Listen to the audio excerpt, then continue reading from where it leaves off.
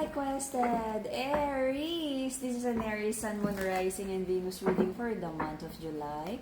For your personal reading, kindly send me a direct message. Kamusta mga Aries? Kamusta mandirigma? Kamusta ang puso? Alright, hindi ba napapagod makipagdigmaan? This is an Aries Sun, Moon, Rising, and Venus collective reading. For your personal reading, kindly send me a direct message. Alright? Ingat sa mga scammers and ang mga crystals natin, naka-promo pa din. Alright? Last three shuffles. Aries Sun, Moon, Rising, and Venus collective reading for the month of July. For your personal reading, kindly send me a direct message. Okay? And then, dun sa mga nag-i-inquire, message me first. Huwag pong tawag ng tawag kasi most of the time meron tayong mga scheduled readings na naaabala yung mga nag-book ng reading. Okay? Alam na ng mga clients natin yan. Di ba? Yung mga kulit na tawag ng tawag. Alright. Aries. Manifest, manifest, manifest, manifest, manifest. You're waiting for an offer. Someone is holding back sa mga offer of conversation, paliwanag, apology. Because sabi ng mga Aries, hindi pa daw tama yung timing para magkaroon ng reconnection, reconciliation, trying to avoid ang conflict sa energy na to. Okay? Pareho kayo. Okay? Pareho kayo. Kaya walang pag-uusap, walang offer of apology, walang conversation, tahimik, plateau, flatline, ink! Because you're avoiding conflict, your person is also avoiding conflict.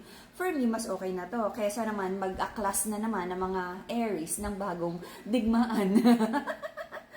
Okay. Nagkaroon ng like sobrang betrayal here.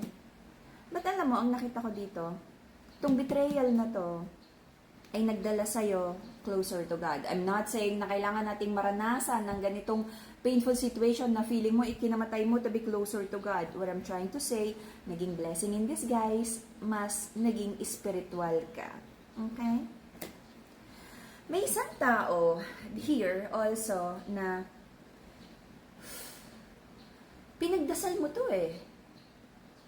But you feel betrayed.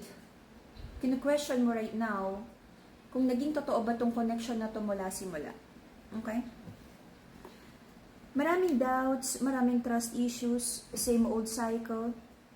But sinusubukan mo namang gawin ang lahat ng alam mong tama, especially for this love connection. Nagkaroon ng burden, resentment, bottled up emotions, pero nahihirapang mag-express ng kung ano yung mga dapat sabihin para makamove forward ang relationship na to. Most of the time, ito yung ugali na tanda-tanda na niya, dapat alam na niya. Dapat ganun nga ginawa niya kasi kung ako sa kanya. Okay?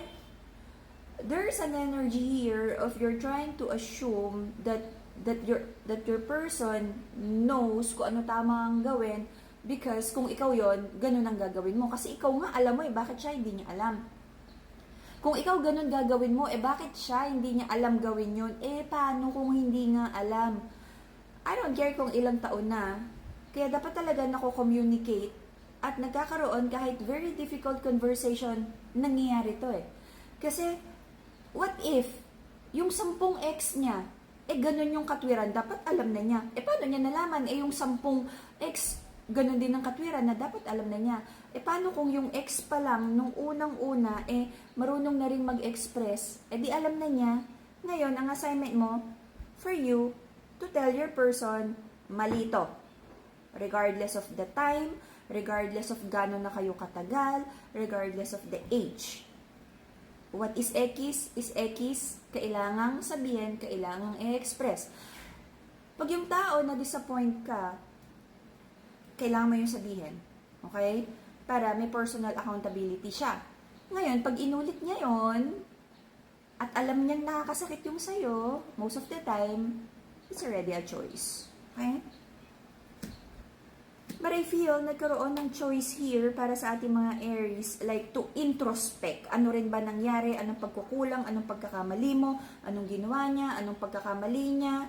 Okay? Like, you're trying to look at ano ba talaga yung nangyari. But I feel you have decided na may mga bagay na hindi maaayos or maaaring hindi na talaga maayos, and you're detaching and from anything na magdadala sa'yo ng burden or like in a painful situation or disappointment. There's a masculine in this connection na very observant. At sabi niya, tahimik lang siya, observe. Sightseeing lang daw yung masculine. Ayaw din niyang mag-comment kasi baka tamaan daw siya ng kidlat. Lalo na kung Aries yung feminine. Okay. Sabi ng masculine, okay. Ito yung tampuhan, no? Ito yung challenge, no? Kapag fire sign yung babae. Sabi ng masculine sa connection na to is like, wala na daw siyang ginawang tama at hindi siya na-appreciate ng feminine. Sabi ng masculine, hindi naman daw siya talaga perfect. Pero naghahanap siya ng lambing or paghanga, okay, sa kanyang feminine. Because sabi niya, lahat na lang daw ng mali, yun lang daw yung nakikita at namamagnify ng feminine. Feminine, find the balance. Alright. To balance your heart chakra, to attract harmony sa relationship, Madagascar Rose Quartz, the pink crystal. Okay? Mental clarity. Okay? I feel nagkaroon ng confusion dito in the past. Mental clarity and stronger connection with God. Amethyst, the purple crystal. Okay. So, in the past, nagkaroon ng harmony, but I feel this is a very shallow na tumahimik ka, kaya walang gulo. Hindi nagreklamo yung isa, kaya walang conflict. This is a very shallow relationship na hindi nyo kilala ang bawat isa. Hindi nyo alam how your person thinks, how your person feel, anong gusto niya, anong ayaw niya. Parang this is more about the shutting down of emotions and lip-sealed energy to keep the peace. Wherein, sa situation na to, kumukulo yung dugo mo, kumukulo dugo niya, kung sino pa man dyan, pero mukhang masaya, mukhang kalma, pero lahat kayo may ngit-ngit sa loob because hindi kayo nag-uusap kung ano ba talaga. Okay? May love sa connection na to, pero kulang, no? Parang very immature yung way of communication. Okay? Recent past, nagkaroon ng sad energy para sa ating mga Aries, okay? Manifesting abundance and happiness, Brazilian citrine, the yellow crystal. Okay. So, there's a masculine here na sobrang nalungkot kung ano man yung nangyari. Prayers and manifestation, sabi ng mga Aries, Lord, i-bless mo po ako ng wisdom. Ayaw mo nang maging paulit-ulit sa kasyungahan, sa pagpili ng maling tao, sa pagtitiwala sa maling tao. Sabi mo, Lord, bless me with wisdom, with love, understanding, and of course, yung financial blessings, okay? Aries, I feel nagkaroon ng blessing sa'yo recently or merong answered prayer para sa'yo. Ano tong answered prayer? Kung ano man yung mga naging decision mo, nakabuti sa'yo. Okay? Congrats on that. Yung person mo, your person naman is willing to give naman para sa'yo. Nasabi niya is, andyan din naman daw siya for the connection. Pareho kayo na nagkasakitan kayo, your person also feels betrayed, may mga backstabbing energy because hindi nag-uusap, may mga, like, alam mo yon na, kung may reklamo ka sa isang tao, siya dapat ang unang makaalam, hindi yung kapatid mo, hindi yung tropa mo, hindi yung 10 kapitbahay mo na kumare ng kumpare, na may-ari ng piggery dyan, di ba? Parang kumalat na sa opisina, sa barangay, pero yung person mo parang, galit siya? Okay? So, ang pinaka nakikita ko dito is, like, challenges na magkaroon ng maayos, no? Open na pag-uusap. Sabi ng person mo, nahihirapan din siya, kaya quiet na lang muna siya. Every time na lang din naman daw na, like, ine-express niya yung disappointment at feelings niya, lagi na lang din daw may away. Parang nabibigatan na rin siya sa connection na to. Kaya yung person mo, Aries, more on observe na lang daw muna siya. Sightseeing muna. Nilamon, okay? Nilamon ng fire ng Aries ang kanyang person. Alright, let's see. Citrine ha, citrine maganda. Alright, and aside from the citrine na happy crystal and abundant, magdadala sa'yo ng blessings, yung talaga, pampakalma. Kasi fire energy ang ating mga Aries. Rose quartz, okay? Very feminine. Meron tayong combination of love and money, okay? And then, this one, love and money also. Bagong product natin, bagong charm, Cinnabar. You can search up ang ating Cinnabar. Okay? Protection, anti-evil eye. Evil eye. Until the end of October. Let's see. Oh my gosh. Grabe, no? Yung nire-read natin, October na. Until the end of October. Until the end of October. There's an energy here of like, maaari kang may mabalitaan na hindi maganda tungkol sa connection na to. Alam mo, feminine, may nakikita kasi ako dito na parang na-emasculate mo si masculine. Na feeling niya na under siya, wala siyang boses, wala siyang say, wala siyang power, wala siyang, nilamon nga ng fire, ng feminine.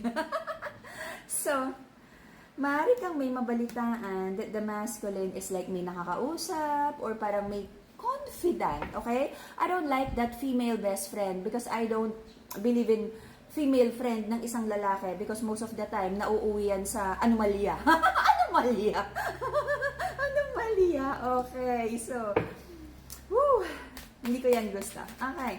But I feel, Aries, magfo-focus ka sa long-term goals, happiness mo. Maaring magkaroon ng konting delays kung meron kang mga minamanifest na travels. Maaring i-consider mo muna ang savings. Sabihin mo, ay wag muna or dito lang muna sa malapit mag-travel. Okay? Meron ka rin mga iniisip na investment, na bayaran, insurance, health card, whatever. Okay, this is more about moving forward mga bagay na masaya. But it feels like meron ka mga considerations about kaperahan. Kung hindi naman talaga kaya, okay lang yan. Wait lang muna. Okay? Meron ka rin minamanifest na sana maging mas okay na yung relationship. Pero mukhang may mga challenges pa. Okay? To ground your emotions, protect your energy, and anti-evil eye, Madagascar Black Tourmaline, yung black crystal natin. Okay? So for now, nasa chapter ka ng challenges and double kayod na lang pagdating sa kabuhayan para yung mga masasayang travel year-end matuloy. Kung ano yung mga investment, kung ano yung mga babayaran mo, mga responsibilidad, mga pinag-iipunan na tuition fees ay hindi na masyadong i-worry, okay? So, there. For now, kung balak mo pang ayusin ang relasyon na to, ayusin. Kasi if not, if magpapatuloy yung like silent treatment, Cold War, this connection is bound to fail. Right? The courage to do your manifestations and for good luck, Carnelian. Alrighty? So, that would be the Aries reading for the month of July. I'm praying na makagawa ng best decision para matapos na yung karmic cycle na to at magsimula ng magandang, magandang chapter na ang ating mga Aries. Alright? Bye-bye, Aries!